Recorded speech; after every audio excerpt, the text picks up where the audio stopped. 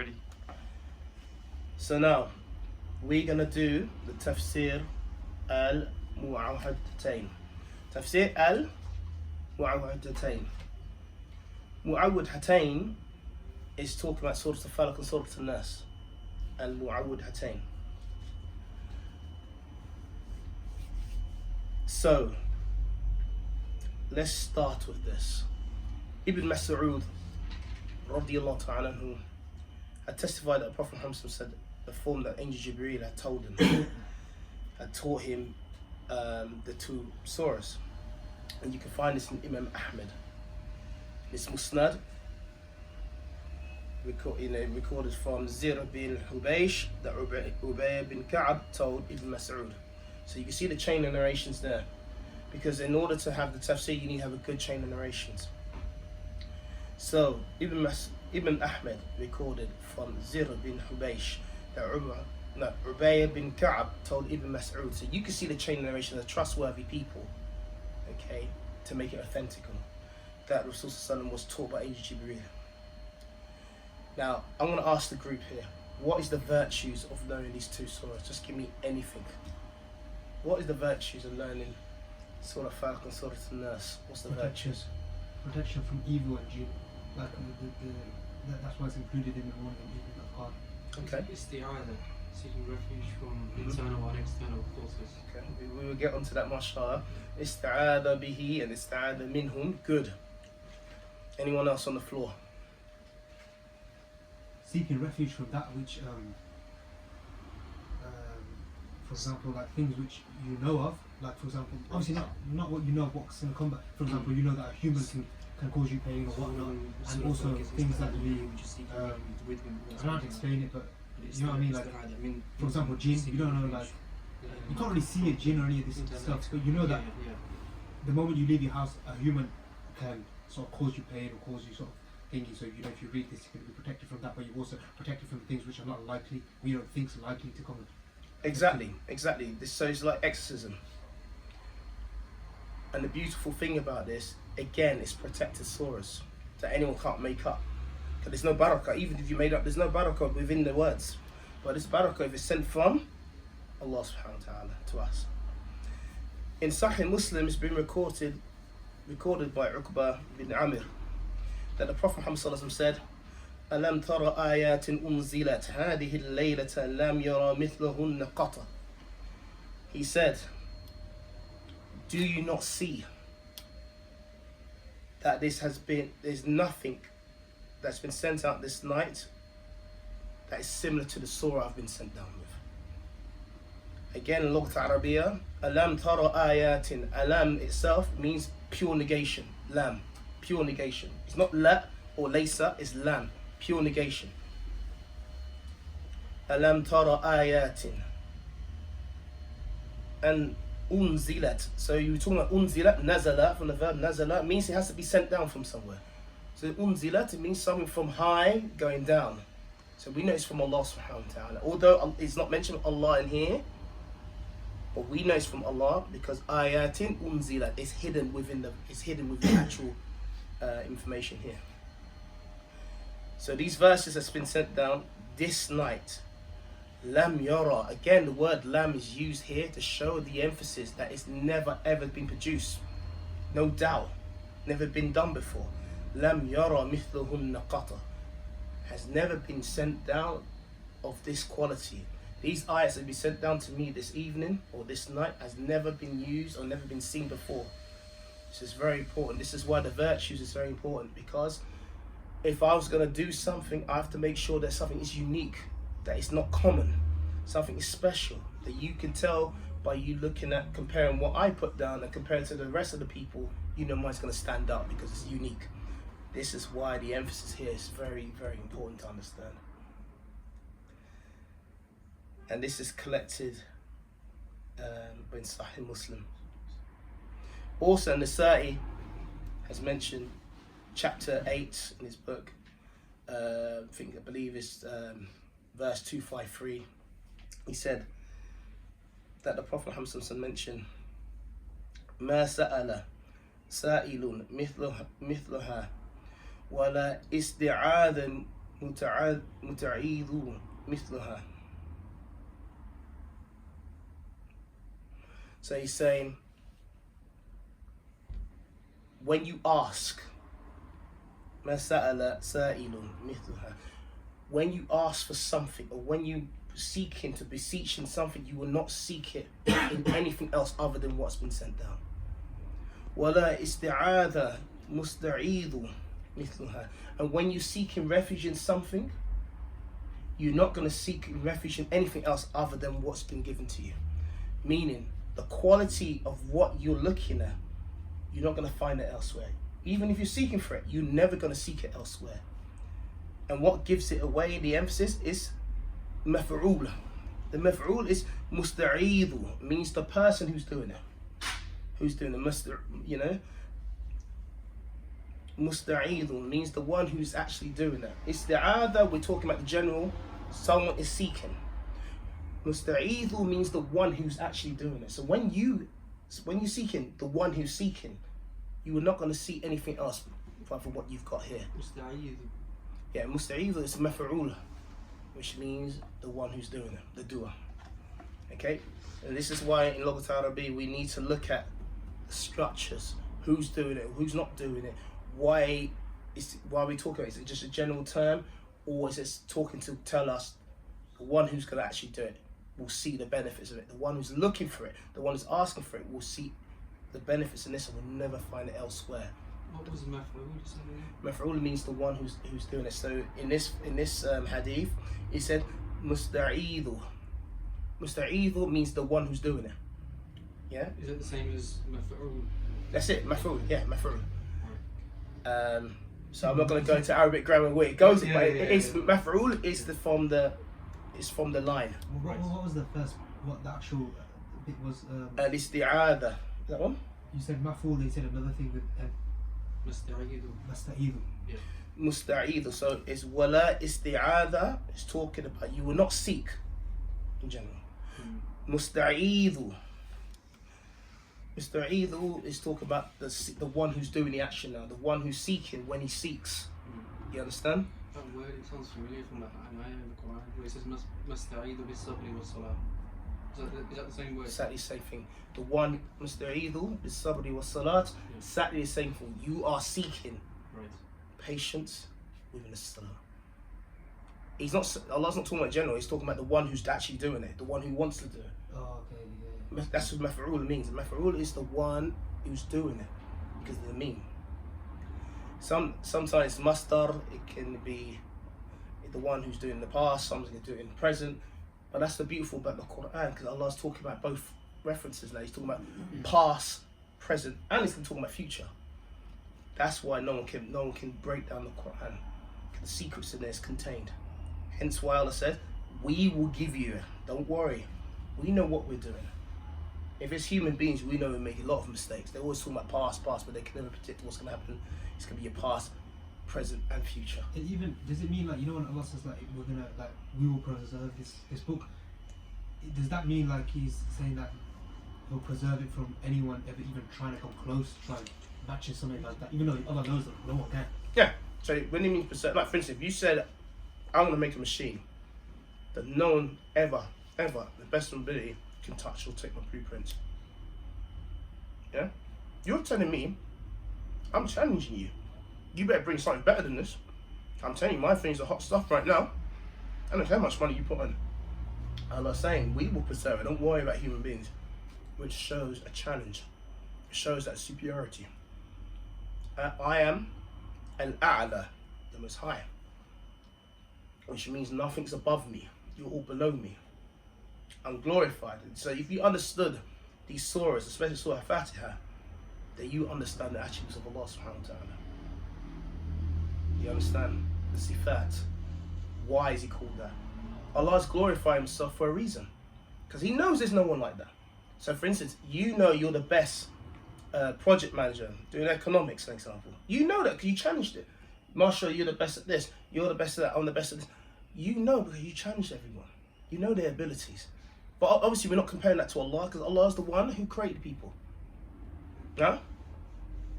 And what's the proof of that? Knowing that Allah created them for a reason. Where's the proof for that? It shows the superiority of everyone. I did not create jinn and mankind except for worship. Right.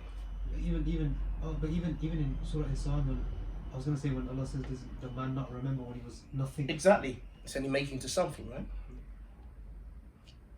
So, yeah. وَمَا خَلَقْتَ الْجِنَّ وَالْإِنسَ إِلَّا لِيَعْبُدُونَ. Then it continues that I do not need any food or drink for you. I'm free from that. Which shows superiority. And We even- need to eat and drink. Which shows that someone who possesses that quality shouldn't we worship him. Someone who possesses that quality, if we tell eat and drink, alcohol, everything, we should understand who he is. Allah is. Even in Surah Qiyamah, is it when Allah is describing about how he formed the human, like how he created the actual human? If I'm not mistaken, I think it's in Surah Qiyamah. Surah Al-falaq. Al-falaq. Yeah. Alaq. That one. There's other stories as well, but it's just showing the superiority of Allah subhanahu wa ta'ala. We say we're creators of things, right? But in reality, we ain't creators of anything. Because creator means you've got to create something from nothing. Allah created things from nothing. We put into existence. Kun fayakun. We create things for what is already existed. Does that make sense? Plastic, mobiles, Yeah. sand from the earth, house, bricks from the earth. We just use the resources Allah gives. Exactly. So this shows the superiority, al-a'la, al-khaliq, and so forth. This is all to do with Aqidah, people. So what was the hadith? Did you cover it? Did you finish it? Which one? But you will not seek the one who's seeking. What was That is it. Yes. So you want to say it in Arabic again? طيب إن شاء الله. And ما شاء I الله. think He doesn't want much, does he? ما شاء الله. So ما سأل سائل بمثلها ولا استعاذ مستعيذ بمثلها. This is in Nisa'i and Nisa'i. Do you have the hadith number? Yeah, this is it. Yeah, and Nisa'i, I believe it's chapter 8, 253 should be the number of the actual hadith collected. So chapter 8, 253. So we talk about the one who is anyone going to seek. Yeah, sa'ala, going to beseech or going to ask or going to do that. Then what you've got, as an example, you don't need to seek anymore. So basically, the one who's going to seek will not seek anything else other than what they've got. The one who's going to seek isti'adha, right? Is going to seek will not need to seek anything other than what he's got.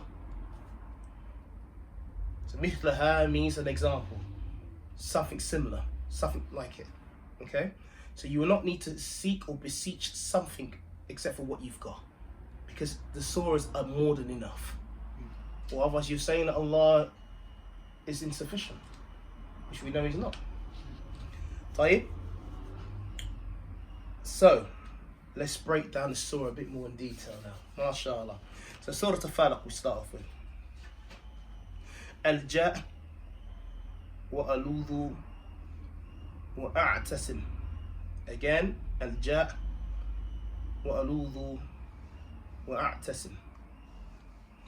So what it means here, al-ja' means to seek refuge. Yeah? Wa aludhu means you to seek refuge anyway, but this is a type of different way. So he's talking about to take refuge. One's to seek, one's to take refuge. So al-ja' means to take. Yeah? Aludhu wa aludhu means to seek refuge, right? So, and wa'tasim means to hold tight, be firm, and go and seek refuge. So the word a'udhu means to hold tight of what you believe in and seek refuge and keep firm upon what you believe in. So we know Allah subhanahu wa ta'ala said, a'udhu billah. So we know that we seek refuge in Allah subhanahu wa ta'ala. Allah is telling us, hold tight, be firm when you're seeking refuge in me.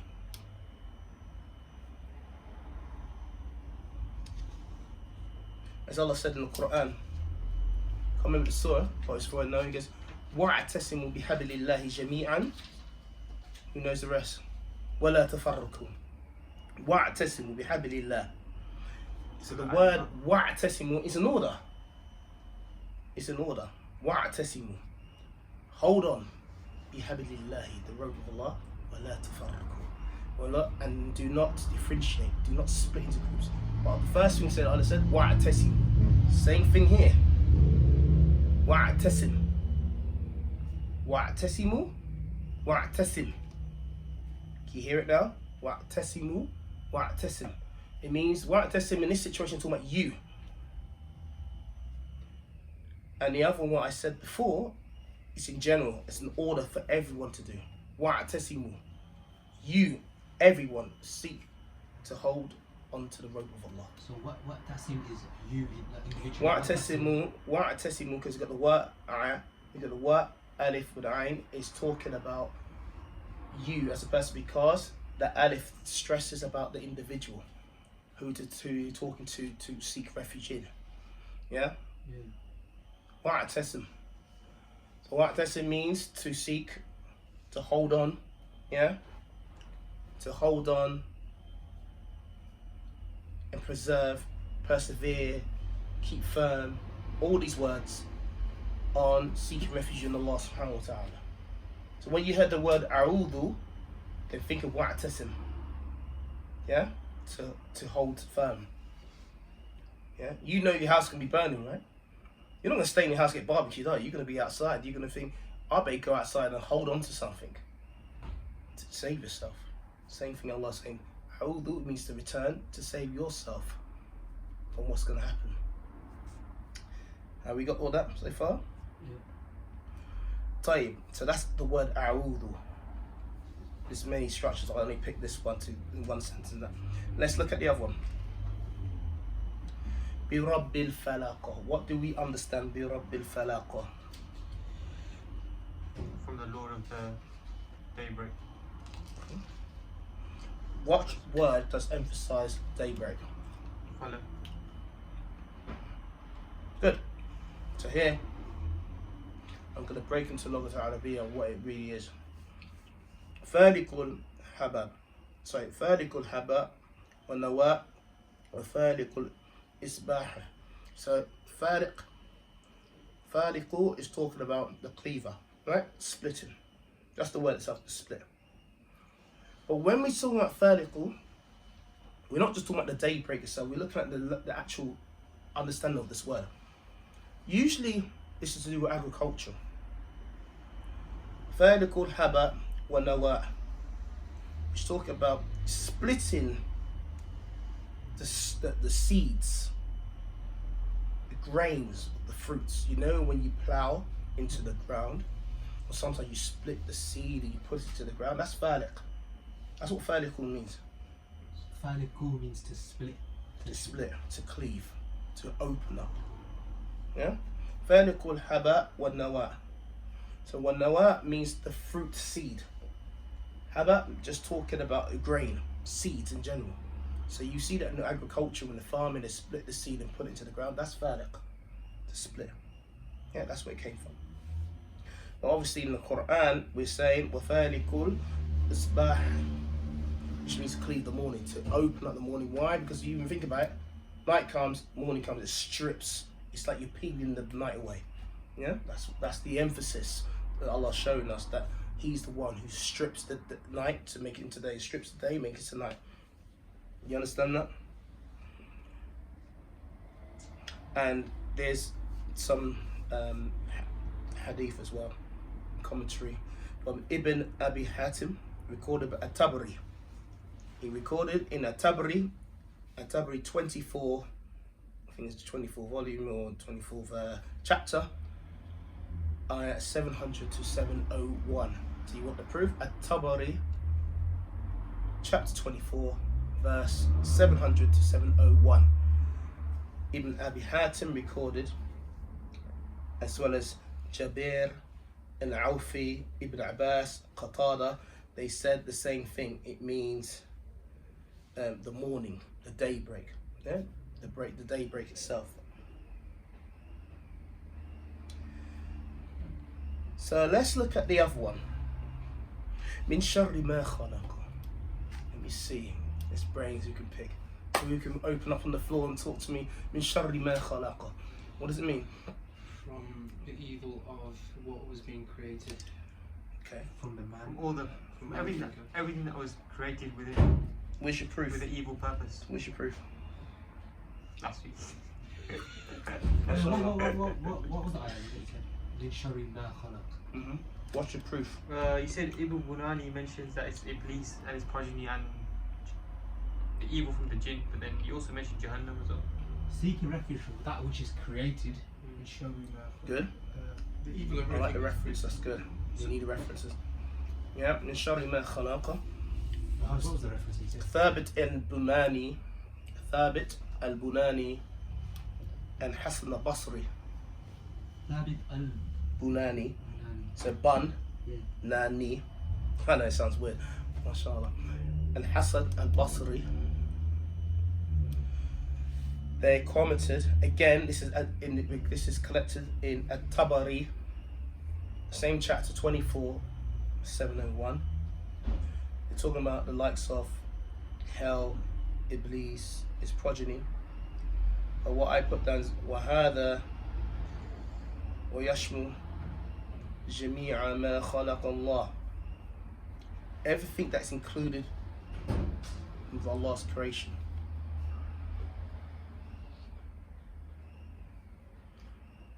وهذا يشمل جميع ما خلق الله. So whatever is comprised, everything or what is included in the creation of Allah subhanahu wa ta'ala. Yeah? And Jahannam. الذرية من الإبليس.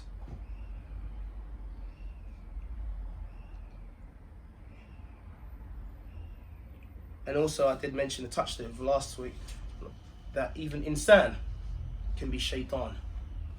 Why can I say, or shayateen? Why did I say insan? You should know what insan is now, right? Yeah. Why did I say even insan can be shayateen? Because they can call you to evil as well. For example, a person says come and do drugs. He's a shaitan now because he's basically calling you to shaitans. Okay. What shaitan likes. So what's the verb? What's the verb? Shaitan. That's the person. That's the name. What's the verb? Where's this masdar? Yani, where's its origin? Where does it come from? Shaitan, you said, is the one. That's true, but what's the word I'm looking for that describes what shaitan is?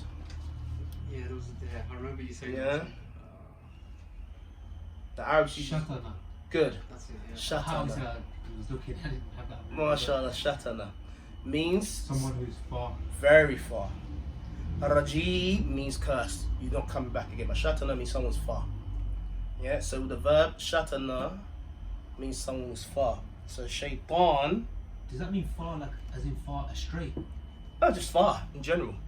But this, obviously, when we talk about shayateen and shaitan, we're talking about the emphasis of they're far from the truth. When it comes to linguistically and the shari'i, we need to look at them. We need to look at these very close. The sharia, shatana, means someone is far. Shaitan, shayateen, mean you are the person who is trying to be of those who are like the devils, who wants to be far from Allah's mercy. You get my point? Shatana, far. Okay.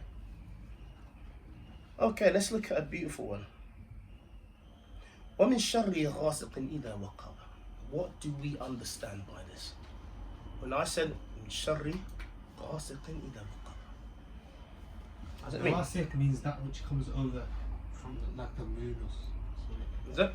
from the night when Is it? overspreads. Or it's just spreading. But it it's covers. it's So just- basically, like well, is opposite, it not the when opposite it's of covered falaq, just yet, is it basically. when it's Like about to cover? Just about to the cover. night Could covers be. the day instead of the day. Okay. Come on, And then I break it also down. remember you said like it's a rasik. Like doesn't it? Couldn't it? Obviously, it doesn't mean star, but isn't Give me two from the ayat. Look at the ayat and think of. Well, I'm gonna say it again. وَمِن شَرِّ غَاسِقٍ إِذَا وَقَبَ. Break down the ayat and give me two adjectives in there. That's the adjectives means to describe, right? So from the evil that. What is the two descriptive When it- words, verbs that tells us? Waqab means when it will come over. Which one? Waqab. Okay, that's one. And then the Rasik is when the moon and the star rises and night comes. And then there's another one I've got here. MashaAllah. Tantasir, which means to spread. MashaAllah. MashaAllah. He's using the words now. I like it. I like it. Just right. Tantasir. تنتشر. تنتشر. So sorry, تنتشر. Yeah. تنتشر. So من شر ما يكون في الليل حين يغشر الناس تنتشر فيه كثير من الأرواح. What's أرواح? What's it plural of? أرواح. أرواح. Aura. Just talk about covering, maybe. Shall I repeat again? I'm going to say in Lughat Arabiya. Tune your ears, even though you may not know Arabic, but tune your ears. The more you listen to it, then the more you can understand. You ready? ومن شر ما يكون في الليل حين يغشر الناس وتنتشر فيه كثير من الأرواح. Break it down. Just give me something similar. You may have it in your notes. Let's see. Is it about staying at home? You can stay at home, I'll show if you want. But nah. He said something about Go the on. night, and here but when the night spreads over, people stay home. I don't know. No, like, don't, or like bring your children in at that time. That's a hadith to support of one of the proofs.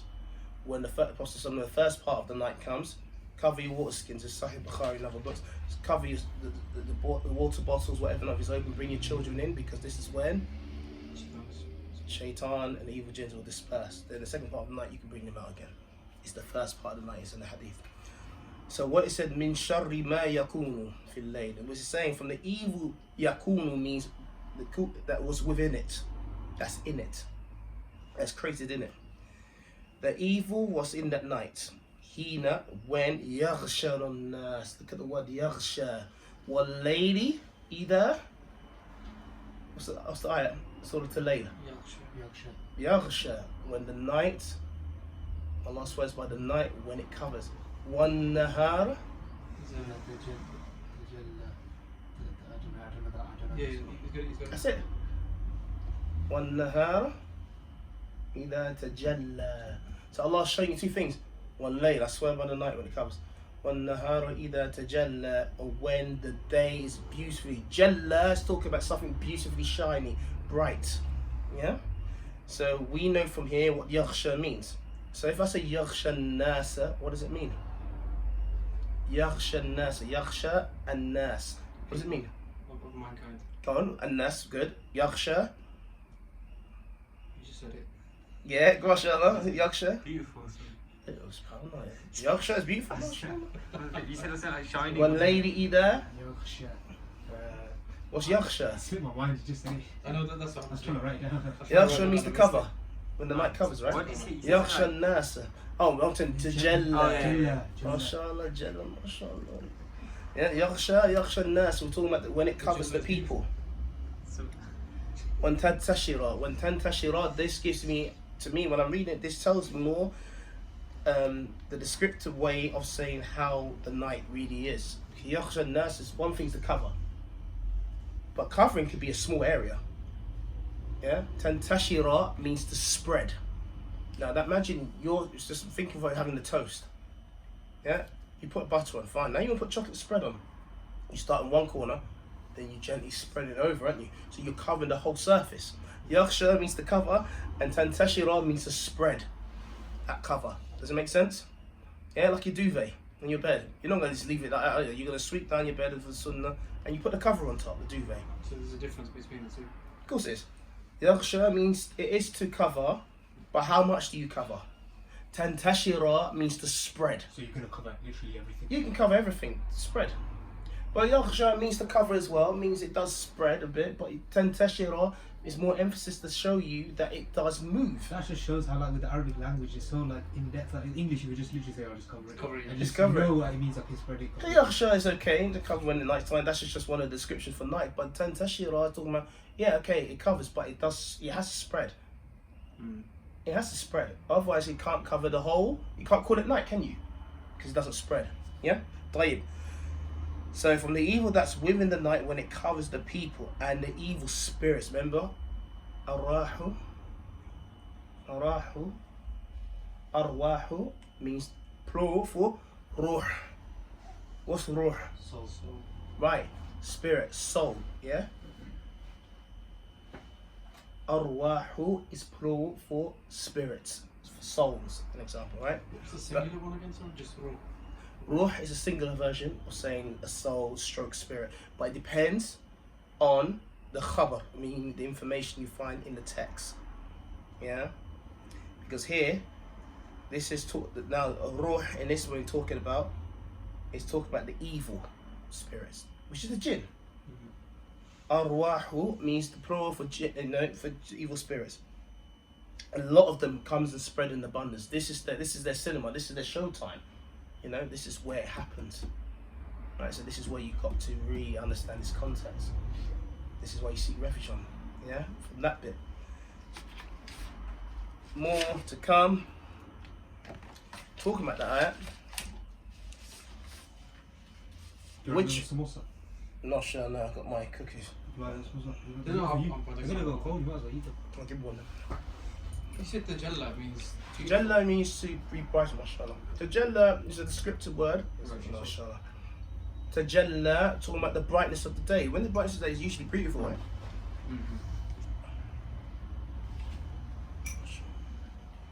Right, another one. Oh, but thank you so much. So, when we're talking about information like this, Some tissue if you need. yeah, mashallah. When we're talking about such things, we need to understand the information within the verse. The khabar. Is it ism fa'il? We don't know. It could be the doer action of the words of the doers. Is it a khabar? Jumrat al-khabar. The sentence of information. There's a lot of descriptive situation going on here. Min sharri ma khalaqa. Min sharri ghasikhin idha waqaba. It's a lot of information there, which in Lughat Arabiya you need to have. MashaAllah. So it's either waqab. What does it either mean? Either here is when, When? Right, okay. but it's a different context because there's hina and it's either. Either it's more to do with a place or a situation or time. Hina is talking about a place or location. So in Lughat Arabiya, either and hina they're similar in terms of words, but it describes something different. So what's the difference between either and what either?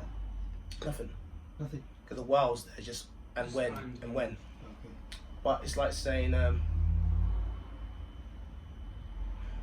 you know, هل أتى على الإنسان حين. You see that? حين. Hinun is talking about when, but it's a classification of time. Where either ja talk about when will this come. But hina is talking about a specific time, location. Either is talking about when is it going to come to me? When this situation is going to happen? Yeah. So again, Lughat Arabiya, it changes. MashaAllah, tabarakallah. طيب, so Mujahid said, which is a student of Ibn Abbas, he said the ghasiq is the night and waqab is referred to the sun or the star. Bukhari has mentioned this as well. It's Fath al-Bari, chapter 8, 613. Now Fath al-Bari is the explanation or tafsir of Bukhari. So you want to understand the hadith in Bukhari, you need to go to Fath al-Bari as an explanation, just like the Quran has the tafsir of the Quran. So, yeah. Fath al-Bari in his book, yeah, that's the one. In Fath al-Bari, it's the explanation of Bukhari. Huh? And Which Ibn breaks it Hajar down. wrote that. He's also that.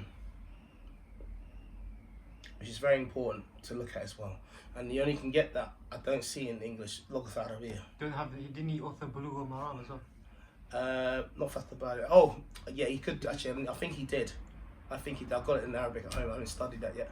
But I've studied the English Arabic one. I haven't studied Lughat Arabiya one yet because these ones takes preference, mashallah. What was that reference that you said? Sorry, Mujahid. Mujahid Waqab is said the a ghasiq, mashallah, is the night, and waqab is what? Oh, Waqab is the day. No. Sun. And waqab is, yeah, it refers to the sun. The sun is a what? Stop. Good.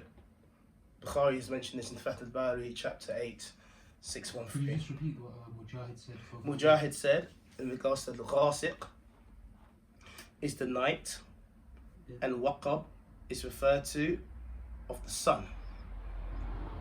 Bukhari has mentioned this from himself as well. In Fath al-Bari, you see it all explained in chapter 8, 613. Mujahid, the student of Ibn Abbas, no. Ibn Abbas, Muhammad bin Ka'ab and Qurayzi said the same thing when the night advances with its darkness. So it's similar meaning. And you'll find it in At-Tabari, chapter 12, 748 to 749 as the verse. So we're talking about Ibn Abbas and Muhammad bin Ka'ab al-Qurayzi is mentioned when the night advances. So he breaks it down, gives you a bit more context of understanding what Waqab and Ghasiq mean. Yeah? Imam Ahmed, now this is it. So, I'm going again, going back to Ghasiq, give me the proof. I want the reference. I want the reference point. Who said it? What's been said? From Imam Ahmed. Let me see if anyone can remember. If they have been taking their notes and studying it. As mashallah, students of knowledge. I can't remember if it was Imam Ahmed, but I've got a hadith of Aisha, which is saying, "Ta'awwazi billahi ghasikin." And I didn't get a chance to read it. That's correct though. Mashallah. That's correct. So Imam Ahmed, yeah, have you got this? You got it? No, I think I'm going to just start writing the references down for the hadith because then it takes too long to write the actual hadith. Then go back. What you can do is edit, go back and write the time we start this, and then every time you say something, check the time on your phone to your phone, and you basically go back and check. Just put the hadith reference in the book. That's No, but if you miss anything, you can just go back and check. Then it's better. Than otherwise, you keep interviewing. That's what you have to write. That's a student knowledge. You always got to write. You got it. You too. Yeah, we have to work on that, don't we? Lovely. So Imam Ahmed recorded from Al-Harith bin Abi Salama. Again, this is the Isnad. Tafsir, Ibn Kathir is known. He's got one of the most excellent memories of when it comes to tafsir, because tafsir is like the hadiths. He said you recorded from Al-Harith. So Imam Ahmed recorded from Al-Harith bin Abi Salama. Yep. Which means he got the narration from there. Who narrated that Aisha radiallahu anha have been told whenever the moon comes, then seek refuge. So the Prophet Muhammad would take her hand, bring her and show her the moon and said, Ta'awudhi billahi min sharri hadha ghasiqi idha waqab. You understand? Ta'awudhi billahi min sharri hadha al-ghasiqi idha waqab. Which means seek refuge in Allah subhanahu wa ta'ala from the evil of this ghasiq and when it covers. He didn't say seek refuge in Allah from the moon. No. But it means a representation of what the moon comes with. Do you understand the difference now? So if you see the sun comes up, you know that's it's going to show guidance when you see what's going on. It's a representation, right? So the moon's a representation to show that it's nighttime, yeah? And the evil that comes within it. Remember I said, يَخْشَى النَّاسَ تَنْتَشِرَ. Okay, there you go. So these little nuggets I'm giving you, remember, even you can't remember that, remember the Lughat Arabiya, when the Sheikh said, يَخْشَى النَّاسَ تَنْتَشِرَ. If you can just know all that, in the waqab, mashallah, that you understand the text. Yeah? What was the translation, sorry, of the This one here? Ta'awwazi billahi min sharri hadha. So he's saying ta'awudhi. So who's he talking to? Who's he referring to? He didn't say a'udhu or a'udhi. He didn't say a'udhu. He said ta'awudhi. Who's he talking to? Who's he talking to? Who was he talking to just now? Yeah, ta'awudhi. So you won't see the names. So you didn't say yeah Aisha, did he? He said ta'awudhi. So that means the name is locked in this word because he's referring to someone. Yeah. What does that word mean again? Ta'awudhi. Break it down. What's the asl of this? Oh yeah. So that you seek refuge. You talking directly to Musta'idhu, ta'awudhi, they're all from the similar thing. One is maf'ul, one you telling someone, the ta is referring to someone. Yeah? ta'awudhi with the ya as well is more emphasizing about the individual. You got the ta and the ya, emphasizing about the individual who needs to seek refuge in. Yeah? Ta'awudhi. So it's like an instruction you're telling someone. Yeah, it's instruction, yeah. Ta'awudhi. So he's saying seek refuge in Allah from what? So, billahi, which is harf jar, which means Allah is the possessor of this.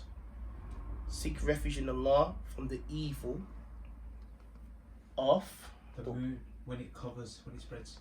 Yeah. So it's not the moon that spreads.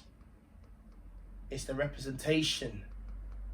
When the moon is up, it represents what? Yakhsha nas Right? tantashira. Good. To seek refuge in the moon when it spreads. The night as it spreads. I thought it was moon. I got Yeah, here. moon, it's fine. Moon, that's the Whenever one. the moon comes. So whenever when the moon spreads. comes, you're not going to seek refuge in the moon, are you? But what our Prophet is emphasizing here, when the moon is up, it represents what? Night. So you look at the moon as a representation. So imagine you didn't have time. Yeah. So you look at the stars, right? You know when days come, when night's coming, by looking at the symbols of Allah subhanahu wa ta'ala. Yeah, You isn't understand? that what they used to do back in the day when obviously when there's no Yeah, time? Like, you in can see order the to moon. tell the time. Exactly. Maghrib time, it's Exactly. You know. Exactly. This is the way we need to do it. So imagine we didn't have time. Then how would you pray Dhuhr? How would you pray Asr? How would you know? This is why the ilm, you go back to the basics, how they live. We should know this as well. Imagine the clock's gone and you're in the desert. How would you know? Yeah, so essentially, what I everything mean? was taken off from us. Look at the shadows. Like how the companions lived. We should know. Exactly. Or when the sun moves, Yeah. so you know it's Dhuhr. Things like this. Ta'awudhi billahi min sharri hadha ghasiqi idha waqab. So when the moon comes, it's a representation of the night. Right, I need to seek refuge in Allah for when the night spreads. Tantashira. In the envelopes, right? This is from Imam Ahmed, chapter 6, 61. And also it's from At-Tirmidhi and the Sa'i in the books of Sunan as well. So Imam Ahmed, chapter 6, 61, which is the number of it, the verse, or the hadith, followed by At-Tirmidhi and the Sa'i in their books of Sunan, which is one of the major collection of hadith. Do we understand that? Are we clear on that one? Any questions on that one? MashaAllah, anyone? Quick question, sorry, the Tirmidhi and Nasa'i. Yeah. This is the same thing was recorded in the Sunan. And Imam Ahmed in. So Imam Ahmed in chapter 6 and 61 was the verse. So sometimes what they do, the scholars will always go to different books. I will go to Imam Ahmed and check what you got from Imam Ahmed, MashaAllah, from Bukhari, you got this. They always refer to each other's. So this is how they source it. So Imam Tirmidhi and Nasa'i have the same collection by going to the source of Imam Ahmed in this I Sunnah. got one like question. Go Is it like the vast majority of scholars like on the Sunnah? Is it recommended that Imam Ahmed is like the go-to before the other imams in terms of like his level of ilm? Like, Well, especially like with the Salafis, I noticed that they always like Imam Ahmed, Imam mashallah, he's a muhaddith. He specialises in hadith. Some people specialise, like Shafi specialises in fiqh and other things. I always refer to Imam Ahmed with this because he specialises in this.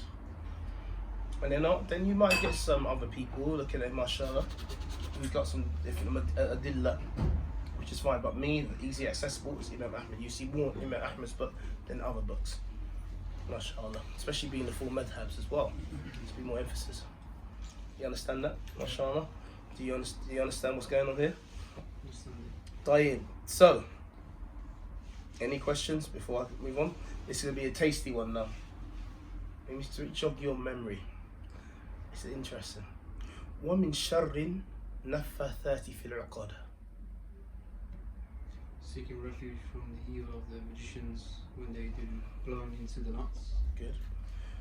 وَمِن شَرِّ السَّوَاحِرِ التي يستعين على سحر بالنفاث في العقد التي يعقدونها على السحر. So again, ومن شر السواحر التي يستعين على سحرهن بالنفثة في العقد التي يعقدنها على سحره. So he's talking about when you seek the refuge, again, sawahir means the plural of Magician. sihr or magic, magicians, witches, of whom yasta'in. What's yasta'in mean? To see. To seek. Good. They're seeking. Well, Allah here. What does Allah mean in this? Let me see a lot. Let me test your Arabic if you've been paying attention. upon. Okay. What else? What can it also mean? What was the word you said? Allah. Can you say? Upon. Can you say that? Most High. No, Can no, you no. say the sentence? Allah. Can you say the sentence? Allah. Huh? Can Your sentence can, yeah? ومن شر السواحر الذي والتي يستعين على سحرهن. Seek refuge from the witches who do magic. Good. Yeah. So the word ala is harf jar. Harf jar is a preposition to link. Okay, from that word to this word. So you could say to seek refuge with the magician, not particularly upon the magician, because ala means upon, right? Yeah. But if harf jar, it changes. Yeah. Ala sahrun. Sahrahunna is feminine because hunna is feminine for them. Female witches, an example. So it's a feminine way. Okay? Like we say in Arabic, tunna in Lughat Arabiya for the women, hunna, which is sahrahunna. Sahrahunna, which means the female, adjective for female witches, it takes a feminine form. So the sihr, the sahir, it doesn't mean it's a female woman witch. It's just the way the Arabic language is. It takes a feminine way, a feminine word for that. You understand what I'm saying? Because Lughat Arabiya, it changes all the time. What actually is a witch? Like what do you have to be a witch?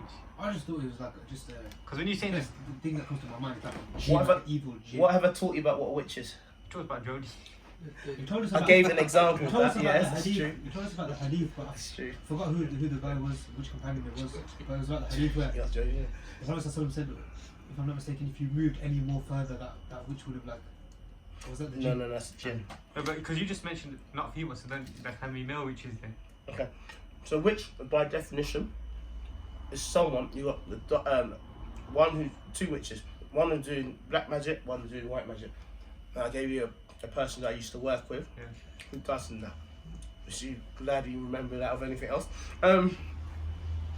So witch by default means you tamper it into magic. The Israelites, especially the Yahudis, used to do it in King Prophet Sulaiman. Huh?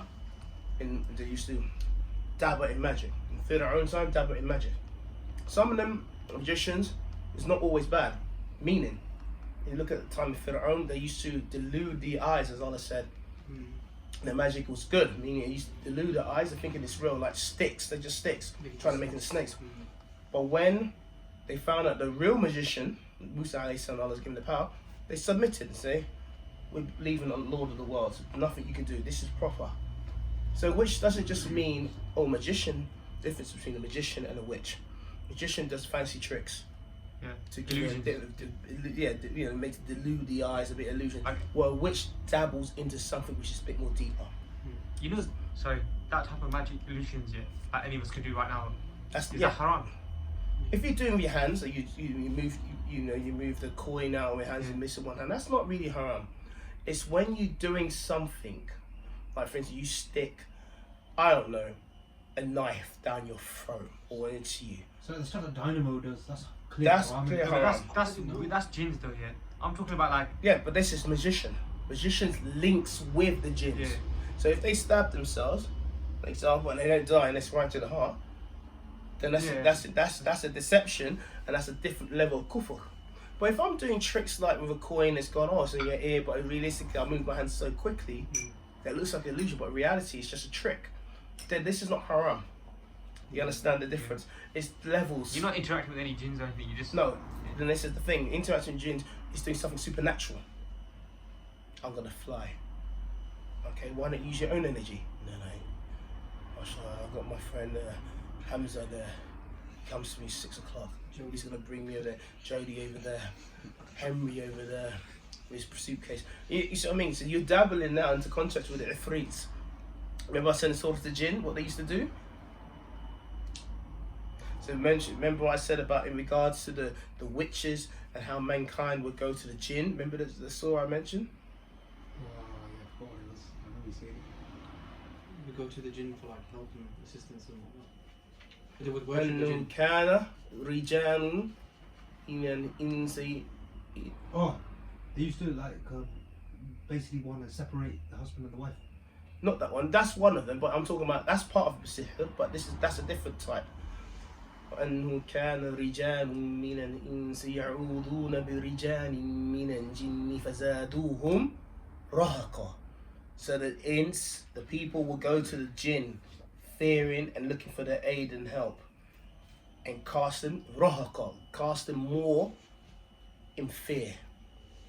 Right? So the magicians will fear the jinn in order to gain power.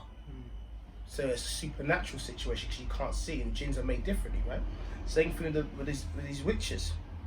The witches are using the jinn, the evil jinn, dabbling in black magic. I need to sacrifice. I need to cut off a toad's leg, someone's hair, in order to get this to make this sacrifice for you, this bay'ah, this pledge, in order for you to help me in this issue.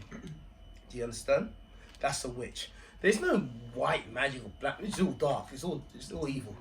Witch is a witch. You dabble into that. That means you're committing kufr akbar anyway. Simple. You make your shirk of Allah, and also you're aiding awliya of who? Dhurriyatahu to who? Iblis. He's evil, right? So you're dealing with his progeny. That's a witch. This is why min sharri nafathati fil uqad. From the evil of the witches who seeks help from the sorcery by blowing on or in the knots that they cast their spells on. So what I mentioned earlier, that's what it is. What was the reference that you gave originally? Sorry, that and who was that from? Sorry. For this one, Yeah, right at the beginning you gave the reference. that's for the previous one, Ta'awudhi, that one? Or No, for Min Sharri? You were talking about what the guy was saying that a sawrihi and then When you're saying Allah, I think it's yastaqeen and Oh, I this don't know. is from here.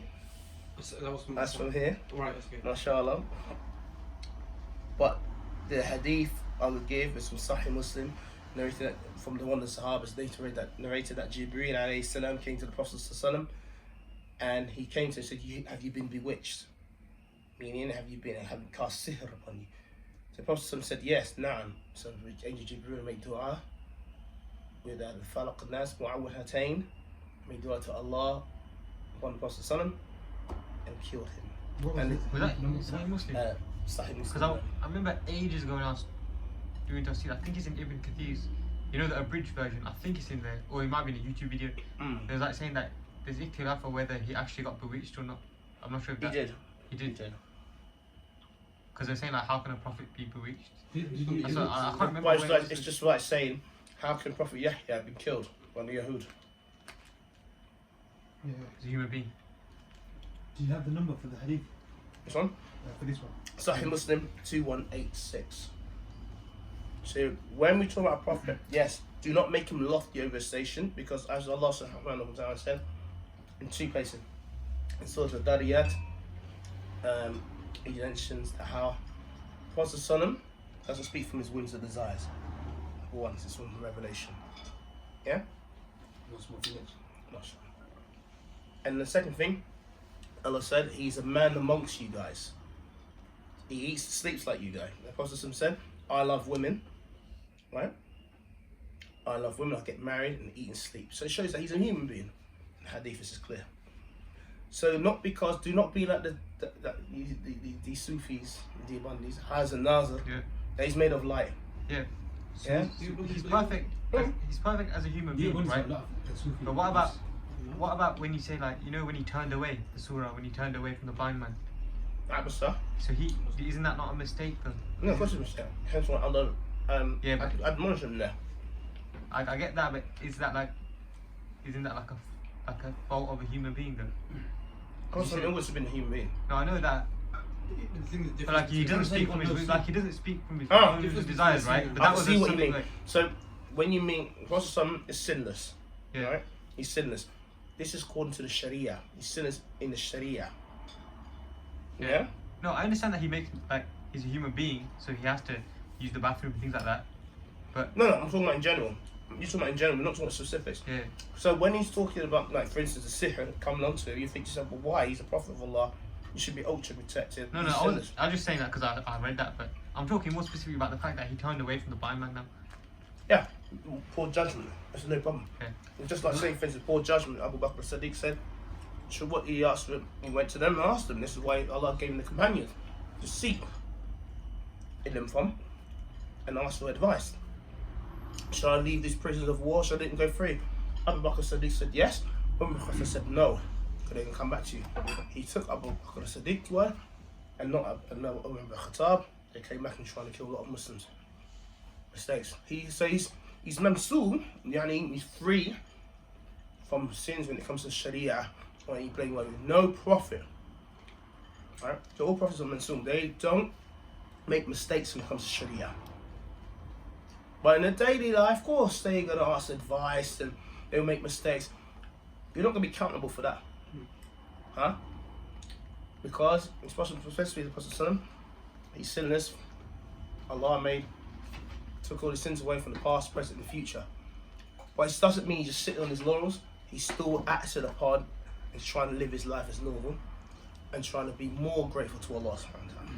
So he never disobeyed Allah, basically, was he? Of course he didn't. Yeah. When the person went up to him and said, "Fear Allah," he was angry. He goes, "You tell me to fear Allah? I'm the messenger of Allah. I fear Allah more than anyone."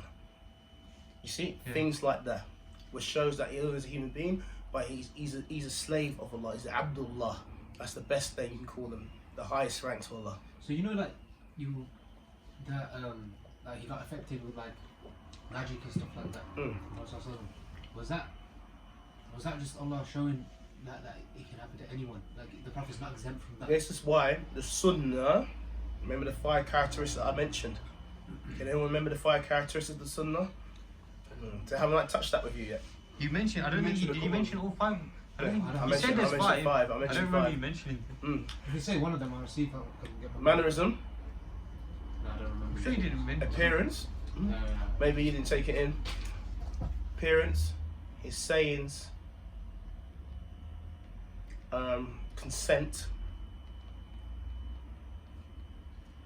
So yeah, it's actions, appearance, consent, sayings and mannerisms. sayings, and mannerism. That's the 5, right? What was that again? The 5 Actions. Actions. It's 5 Five actions that makes the Sunnah of the Prophet's Sunnah. Actions, Actions, appearance. sayings. That's the first time I've heard that. Yeah? Someone say this. Why I didn't even do that. Mannerisms, appearance, sayings, consent, actions.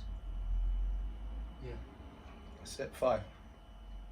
And obviously you got mustahab, wajib, and mu'akkada, but that's different. Was this compiled by the scholars or something like that? Yeah. Sorry, Yeah. handwriting. Mannerisms. If you want to do the appearance, hadith of Rasulullah, sayings, consent, what actions. when this is what I mean. When we're looking at hadith of Rasulullah, what are we looking at? Just what he says? No, we need to look at his manners. This is why Aisha radiallahu ta'ala said he's the walking Consent. Quran. They used to ask Aisha, how was he? What was he like? Aisha told him about his actions, his sayings, his mannerism. It reminds me of the hadith of someone asked how the Prophet was it Aisha Yeah, and she said that's what I just said. Yeah. helps around in the house and then when it's time for prayer. So basically he's describing what he does and when something happens like what. So these are the 5 characteristics of the Sunnah about the Prophet. 5 characteristics. If you remember those, you understand a bit of the Sunnah, what's going on here. Yeah, but if you say, oh, this is words, and you think that's it, then you don't understand much about the Sunnah. There's 5 characteristics what makes his shimal, we call it shimal, yani he's talking about him, his actions, his characteristics of the person. Yeah, shimal. So I've got one question here, it might be a bit of a silly question, but you know like how we have tafsir of like ayahs and whatnot. with specific hadith, is it like every hadith there's a tafsir, like explanation behind that as well, in terms of like why the Prophet ﷺ said it? Or is it certain times the Prophet ﷺ, no one would ask him anything and he would just say it and then the companions narrated that So he said this like... his qawl and amali, his actions and sayings, the fact that Bari is an explanation for Bukhari, who takes and looks at the evidences about Prophet ﷺ would break it down. His Sahabas will explain to us why the Prophet ﷺ would do this and do that. Like for instance, I stand up and drink. But the Prophet ﷺ says it's better to sit down and drink, right? But he actually stood up and drank. Yeah? Do we take that and say, oh, we should stand up and drink? No, we look at other further evidences.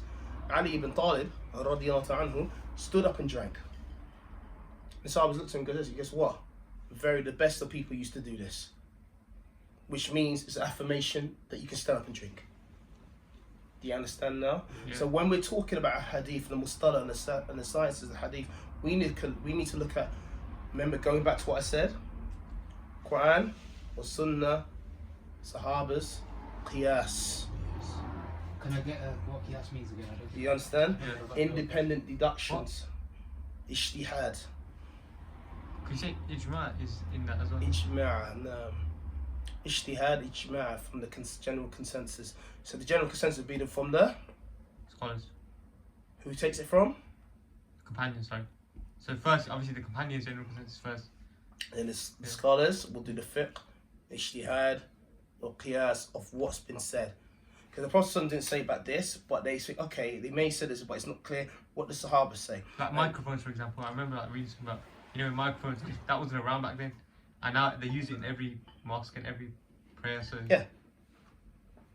I'm Like pretty that. sure I think it was Tashid Rahman Sa'adi that I was reading about when he said he was the one who really like pushed using microphones and things like that.